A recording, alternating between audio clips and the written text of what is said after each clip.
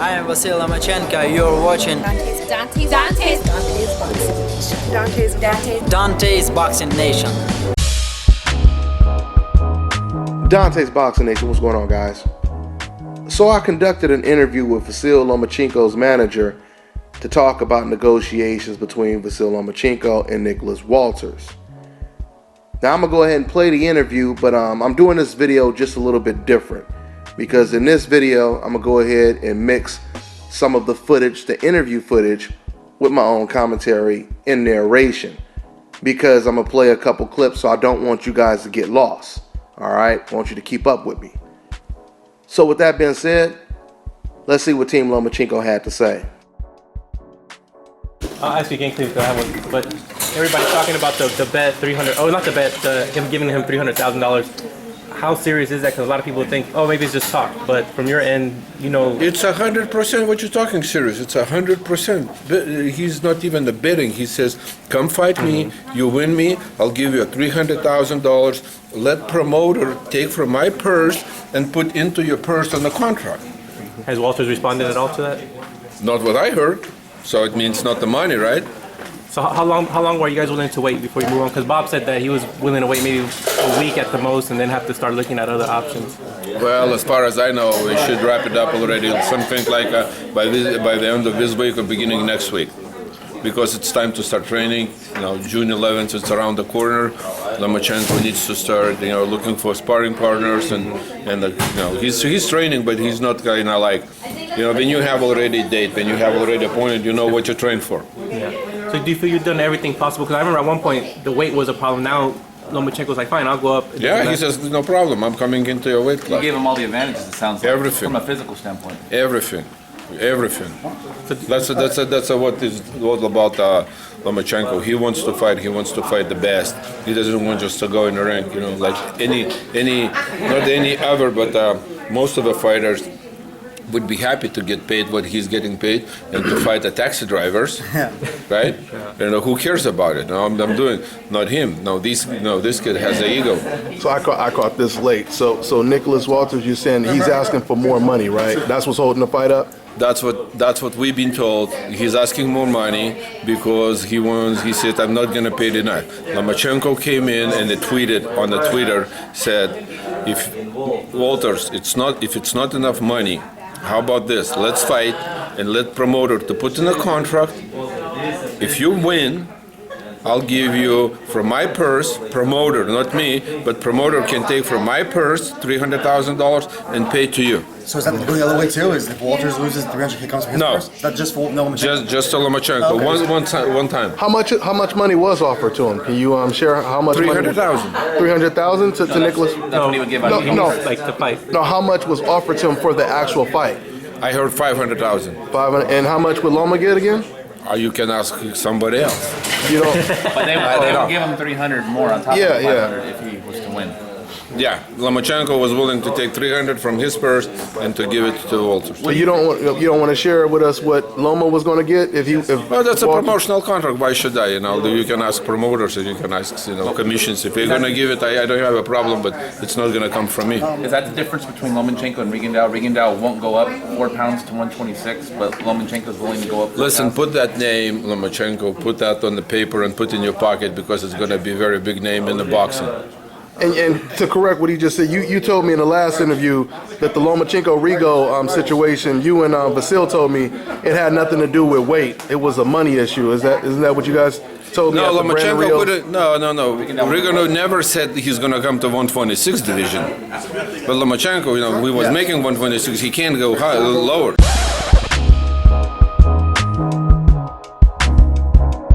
But was it something that fell through? Where you guys could no longer negotiate? Like, did he want to catch weight and you didn't want to catch weight? What stopped that fight from taking place? Что остановило в этом всякое разное размышление в весе или там не договорились в чем-то, что он хочет этого, ты не хочешь этого? В договоренности с ним у нас были условия с его стороны. В конце концов, мы договорились уже об этих условиях. Мы решили вроде бы и по гонорару, и мы решили вроде бы и о весе. После чего снова какие-то у него там вопросы появились. As far as I know, our negotiations went with no problem. We decided what kind of a weight we're going to be fighting, what kind of who's going to get purses and everything. As far as I know, everything was negotiated, but then some kind of questions came from his side, and then I just dropped the ball and said, well, You know, what kind of questions? ты не знаешь, что в самом конце какие-то... Самый последний, это я так понял, что он уже начал говорить о гонораре.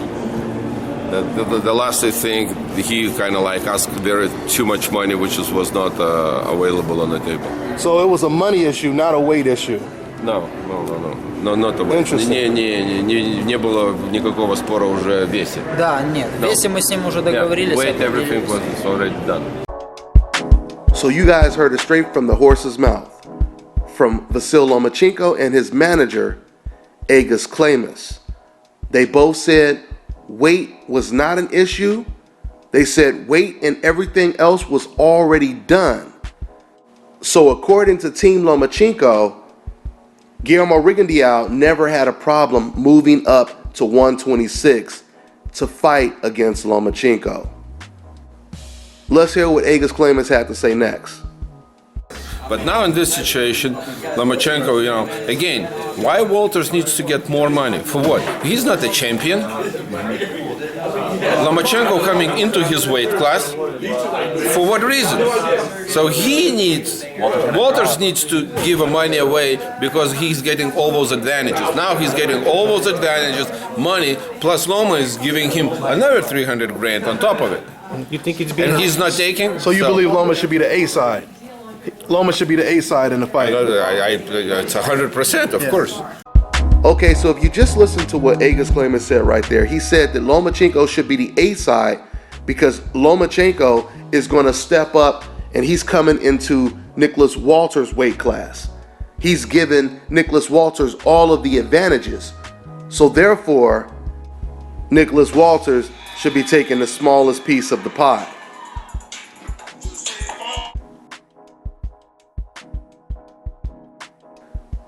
But anyway, let's get back to this situation.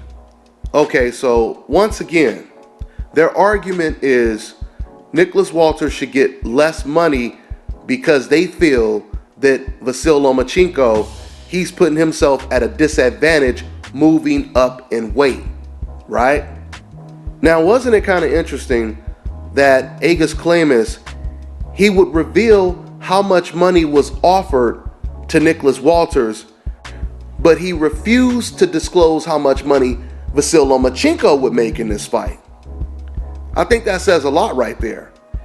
Now, once again, Lomachenko's manager is claiming that Loma deserves the bigger piece of the pie because he's moving up to a higher weight class and he is giving Nicholas Walters the majority of the advantages.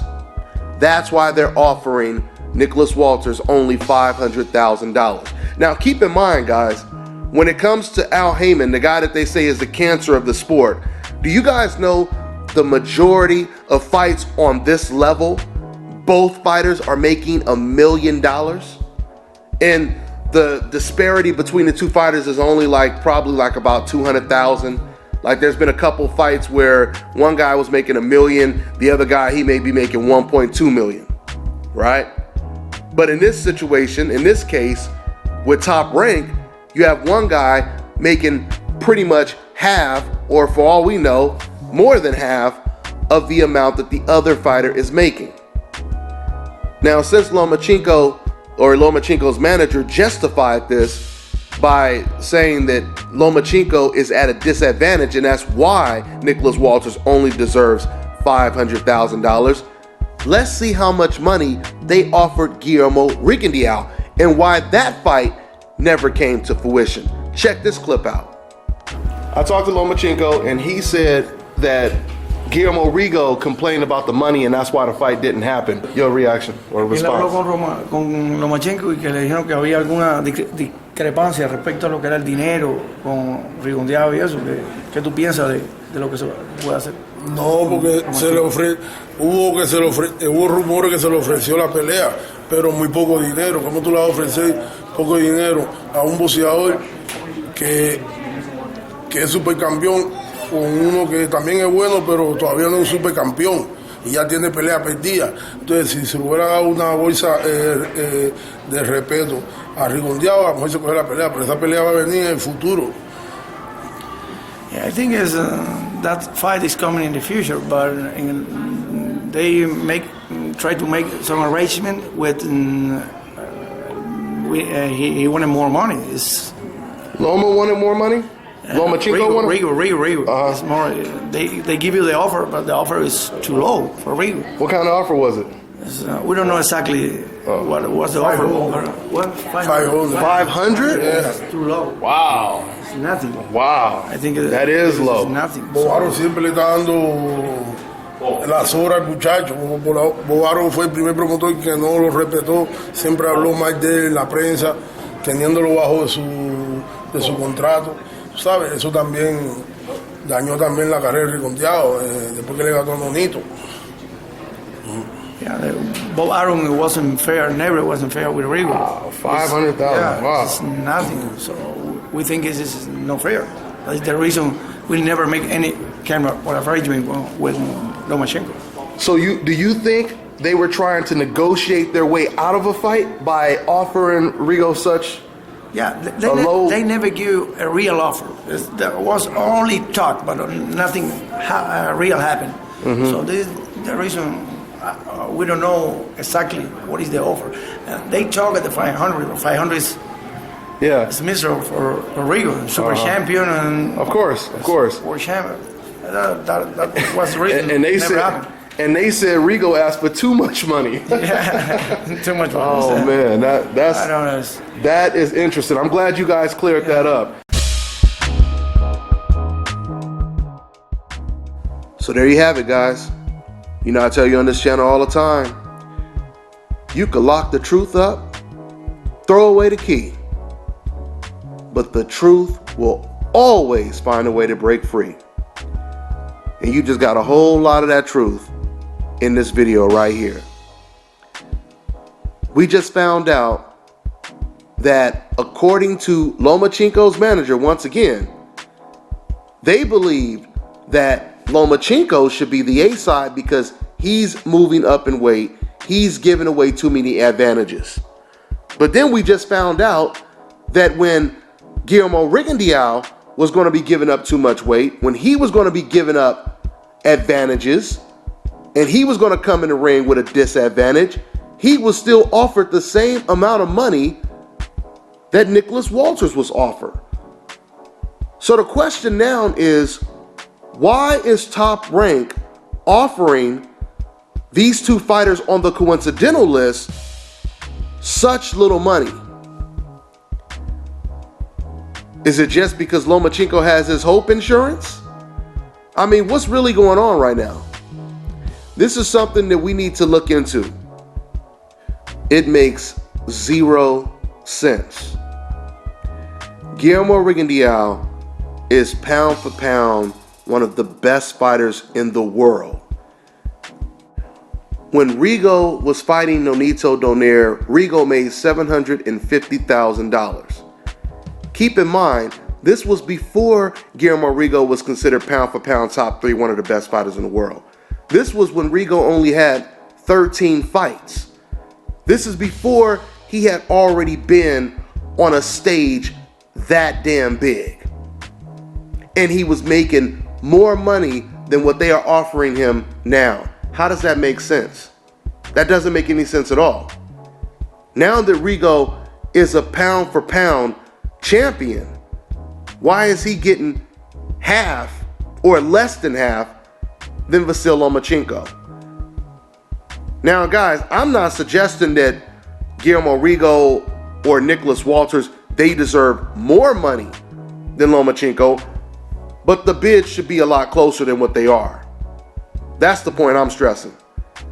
Because realistically, what has Vasyl Lomachenko done to become like a complete A-side to where he just gets double the amount of money than a Nicholas Walters or Guillermo Rigondeaux? What has he done? I mean, you know, if you guys have been watching his fights like I have been, then you know he fights on undercards against no-name opponents, right? So why is he getting double the amount of money? It's not making sense. And I don't blame this on Vasyl Lomachenko, or not all of it. I think this has a lot to do with Top Rank. It has a lot to do with Top Rank. For whatever reason, Top Rank is willing to give Nicholas Walters, or I should say talent like Nicholas Walters and Guillermo Rigondeaux, the smallest piece of the pie, while giving Lomachenko the biggest piece of the pie. It's not really adding up. It's not really adding up. Even if Bob Arum wanted to lean towards Lomachenko, even if Bob Arum says, you know what, those guys on a coincidental list like Nicholas Walters, I can't build these guys up because there's so much goddamn hate in the world. These people are going to tear these guys down. So let me try to appeal to the decafs and just build up the guy who already has his hope insurance. Even if that were the case, that still wouldn't make sense, and it still would be wrong. I mean, it totally made sense for Donaire to be the A side, right? He made $1.3 million against Guillermo Rigondeaux. That made sense. He was the A side. He was pound for pound, you know, or at least they had him as pound for pound, top 3, top 5, one of the best fighters in the world. That made sense. But when it comes to Lomachenko, he's in the same damn boat that Nicholas Walters and Guillermo Rigondeaux are in. So that's what it is, guys. You know, hopefully this fight gets made. I think that this is the time where Bob Arum, he needs to step in and he needs to give Nicholas Walters more money than what he's offering. The fact that Lomachenko's manager, once again, he'll reveal how much Loma is making, or he'll reveal how much Walters is making, but he does not want to disclose how much Loma is making. That clearly already suggests that they're making way more money than Nicholas Walters is. And for them to say, oh, but you know, we offered him $300,000 like a little side bet if he wins the fight. How many times have we heard fighters say stuff like that? And how many times that they actually insert a bet into a contract? You hear fighters say stuff like that all the time. That stuff falls on deaf ears. No one ever takes those bets seriously. And you know, I mean, this is why you don't have deals like this in other sports. This is the reason why you have contracts in place. You get your money up front, win, lose, or draw. You don't get lowballed to death and you only get the money you deserve if you win the fight. This is not some bet at the casino. This is a prize fight. This is a professional prize fight. I mean, if that's the case, if Lomachenko and Team Lomachenko, if they believe they have that much confidence that they're going to win, then why don't they say, you know what, I'll just take the $500,000. And if we win, we get an additional $300,000 or $500,000 or whatever the case may be. If you have that much confidence in winning. But Team Lomachenko, they don't want to do that. Just like Nicholas Walters doesn't want to do that. You want your money up front. This is boxing. Anything can happen. Anything can happen. It could be a draw. You could be DQ'd. You could be knocked out. Anything could happen in the sport of boxing. This is why fighters get paid before they go in the ring. Win, lose, or draw. So, you know, the side bet is a joke. It's a joke. This is why you never see side bets inserted into a contract. That's all I got for now. I'm on to the next one.